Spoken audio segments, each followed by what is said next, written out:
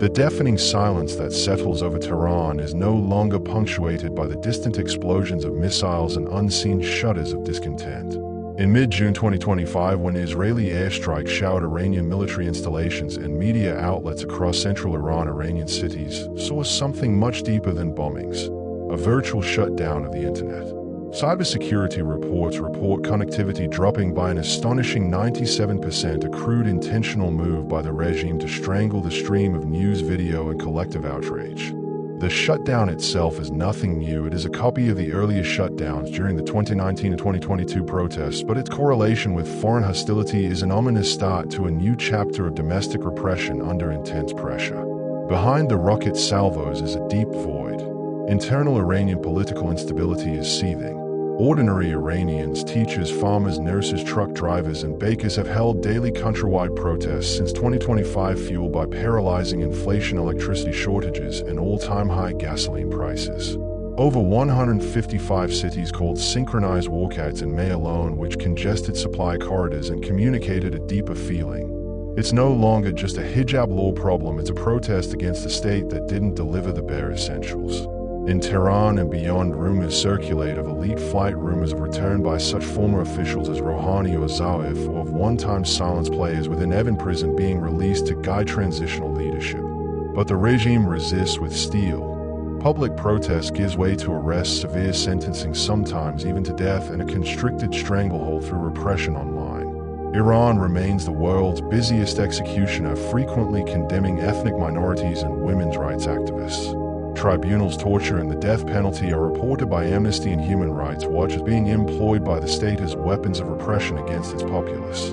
These, added to the problem of the energy crisis, rolling blackouts compel power stations to consume costly diesel fuel, turn off streetlights, close schools, and darken cities, feed mounting desperation. Shadowing this domestic crisis is the strained U.S.-Iran relationship. During President Trump's administration, the U.S. ramped up maximum pressure sanctions, severed parts of the nuclear deal, and most recently threatened military build-up, including requesting possible incursions into Iran's Beirut Fordow facility. Trump has demanded the unconditional surrender of Iran and even urged residents of Tehran to exit. But top U.S. intelligence reports Iran is not actively developing nuclear weapons these days, contrary to U.S. and Israeli government claims. Democratic members of Congress's claims to mandate presidential restraint in war powers recall the days of 2003 when Iraq was the topic. Meanwhile, the U.S. Congress has passed the Massa Act in April 2024, sanctioning Iranian officials who have been implicated in the repression of women and dissidents like the morality police. The aim? To put pressure squarely on the authors of domestic repression. But these measures, as symbolic as they are, have double-edged swords. They worsen the economic decline and lend credence to government claims of foreign conspiracy, undercutting any Iranians who might be genuine moderates.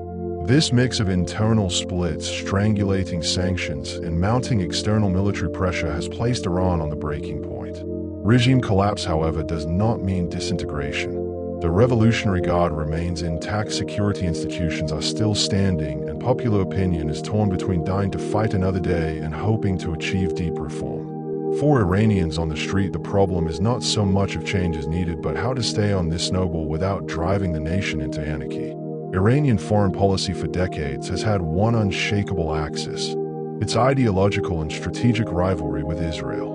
In 2025, that antipathy runs deeper in new forms as the Middle East is reconfigured by recent normalization deals. While Saudi Arabia, the UAE, Bahrain, and even Sudan have gotten to know each other or signed on with Israel, Iran has doubled down verbally and on the battlefield. Tehran continues to support proxy groups throughout the region, from Hezbollah in Lebanon to Iraq's militias and Hamas factions in Gaza. Iran's most abject fear, however, is isolation. While more Arab states are now moving toward cooperation with Israel, Iran feels that it is being surrounded by relationships that are beyond its control.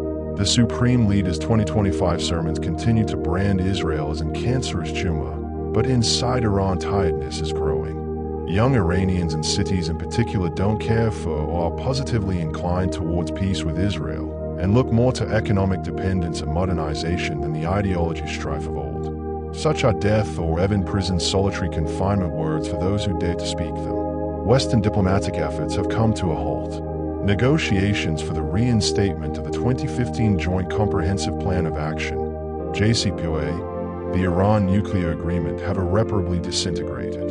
European leaders whisper their window has closed in secret as Iran escalates enrichment processes in defensive underground facilities like Natanz and Fordow. Tehran's deception is dual.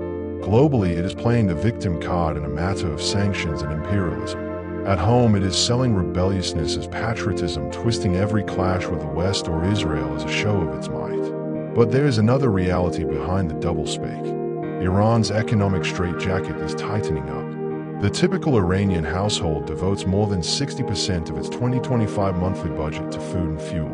Iran's inflation rate is more than 50% unofficially puts estimates, while the government claims it's under control. Meat, milk, and even bread are luxuries for millions these days. Small and medium-sized enterprises are shutting up shop due to the expense of imports and electricity shortages. The rich stay rich, safeguarded by their access to the government and foreign investments, while middle-class Iranians are slipping into poverty at a heart-cringing rate. Sanctions have severed banking links, foreign investment, and access to advanced technology, making everything from medical equipment to spare parts for government buses inaccessible or pirated. Hospitals cannot import cancer medication.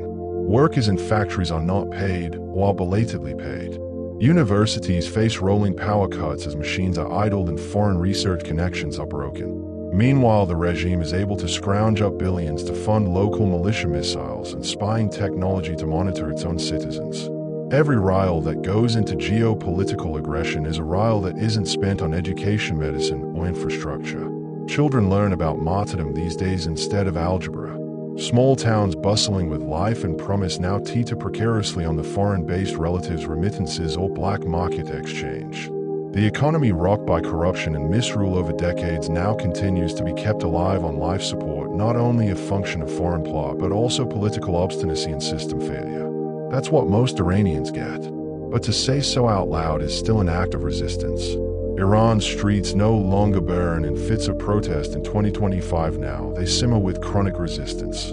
It was started as anger over the killing of Mahsa Amini in 2022 and has grown into a coming-of-age awakening. Students will not recite regime slogans in school. Professors at universities quit in peaceful protest. Women raise their hijabs in protest not against a dress code but against a government that turns them into mere political pawns.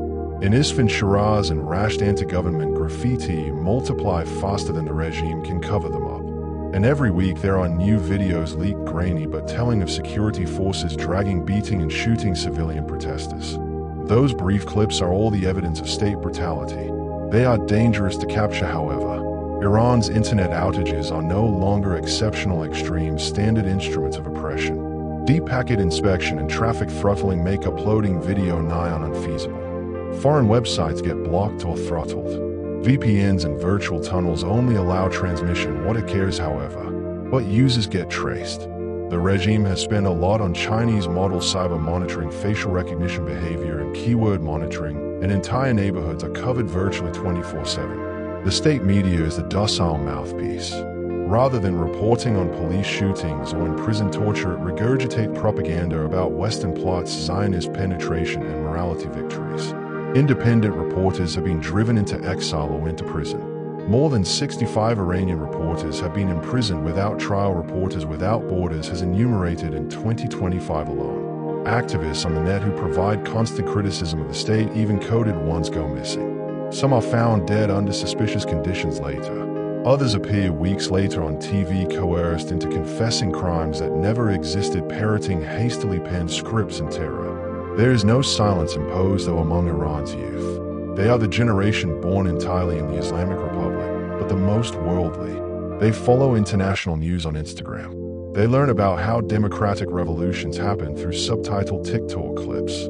They think in English and debate feminism, depression, and freedom the same way their parents used to debate war and martyrdom. The generation divide is the regime's worst nightmare because it's not an ideological issue. It's a feeling.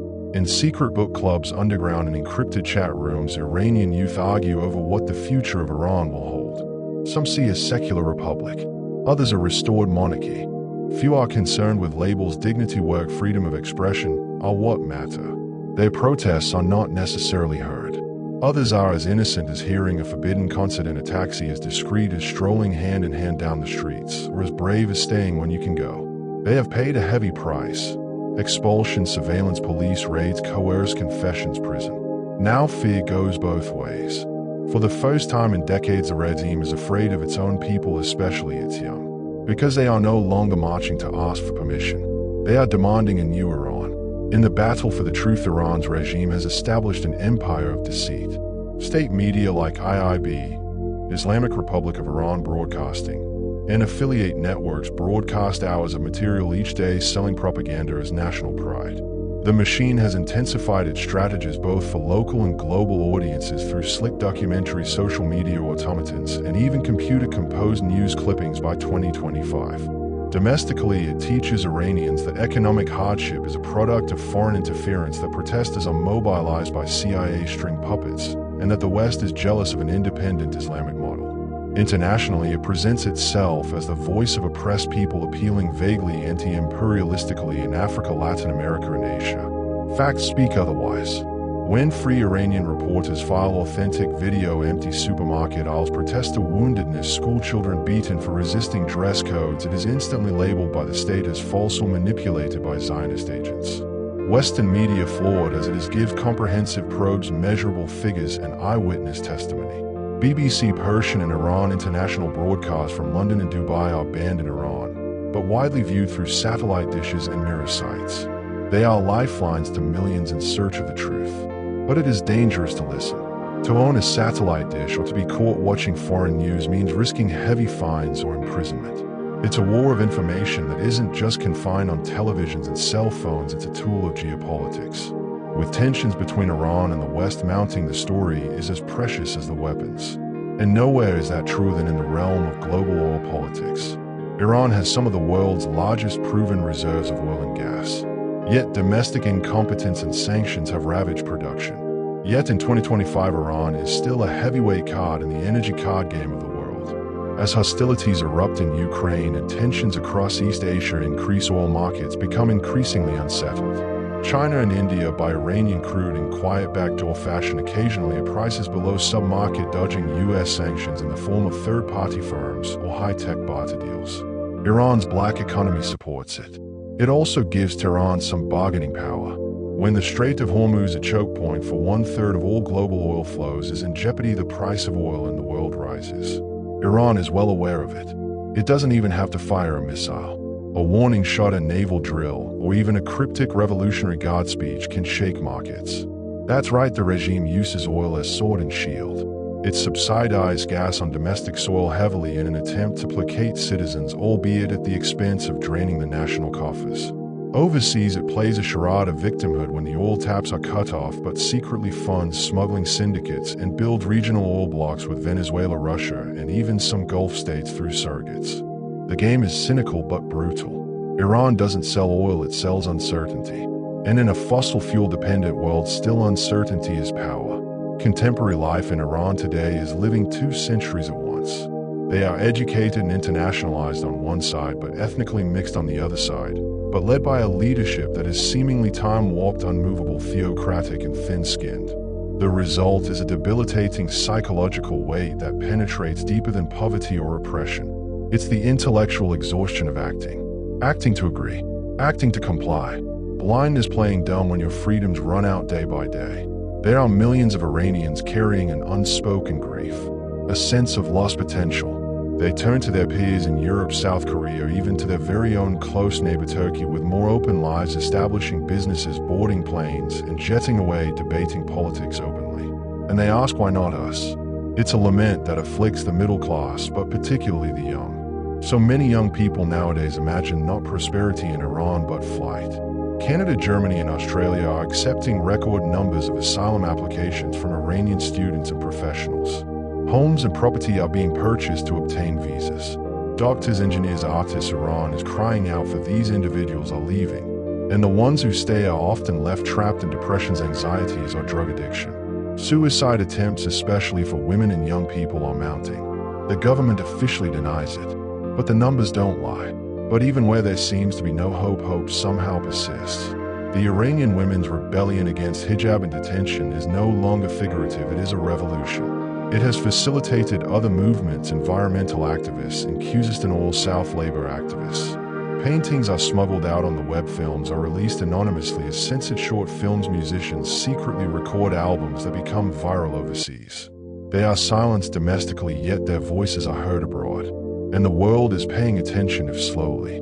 Iranian diaspora communities have proven to be effective megaphones. Dissident exiles and ordinary Iranians protest, raise funds for political prisoners, and pressure international organizations to move in Paris, Toronto, Los Angeles, and Berlin. While leaders of the world naturally hedge, afraid to worry about oil regional competition or nuclear threat, grassroots activism is coming together.